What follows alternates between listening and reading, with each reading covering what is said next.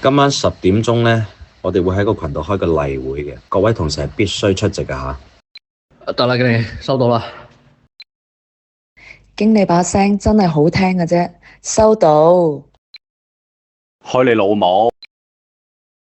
你又點攬樣啊？你又即係我想同你班人講咧，就係我收個工咧，每日都要報撚住個工作群咧，睇下你哋幾時講嘢，我要幾時講收到咧，我已經好撚唔鋸啦。你仲同我講話今日要開會變撚態啊？你哋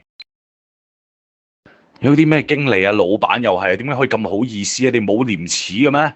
你唔知人哋收工要休息嘅咩？由今日開始啊，邊個收工同我講公事，我每句同佢計 OT，每6秒600。你唔好理我忙唔忙啊，大佬！而家我收咗工，我私人時間，我豬個人攤喺度，你都冇權過問㗎。就算我真係得閒，我寧願走入廁所度睇下自己有冇屎屙啊，都仲有意義過去個工作群度同你班廢柴喺度講經啊！仲有永遠講收到講得最快嗰幾個同事咧，唔該你同我聽清楚，唔係人哋講咩你都講收到啊嘛，你睇清楚人哋講咩先得㗎。可能人哋叫你去死咧，你又講收到啊！你哋要記住啊，收個工啲時間係自己啊！你哋係有權可以喺非工作時間唔講任何關於工作上面嘅嘢啊！公事咧就應該留翻工作時間上面講嘅，所以好似我今日啱噶啦，一收工即刻瞄咗個工作群佢先，公司核爆我都唔知啊，成個世界清靜晒。